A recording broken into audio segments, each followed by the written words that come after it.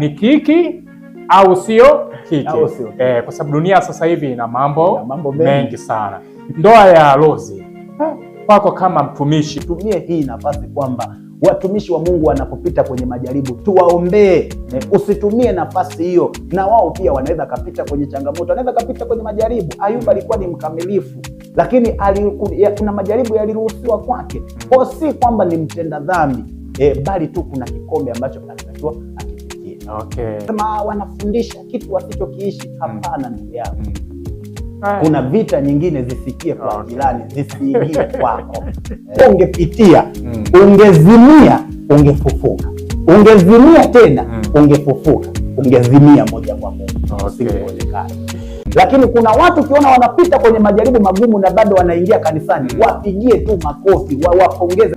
Yaani mtumishi wa Mungu anapopita kwenye changamoto, kwa uelewa na ufahamu mimi nilionao, wakati mwingine anaweza kawa anapitia ile changamoto kwa sababu ya waumini, ya watu fulani aliobeba mzigo wake. Umeona?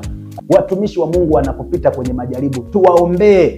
Usitumie nafasi hiyo, na wao pia wanaweza kapita kwenye changamoto, wanaweza kapita kwenye majaribu. Wakati wanawafundisha mafundisho, mliyapokea kwa furaha na yakawaimarisha, mkasema hakika Mungu amezungumza na sisi. Leo hii anapopita kwenye changamoto, naanza kusema mbona yeye alisema.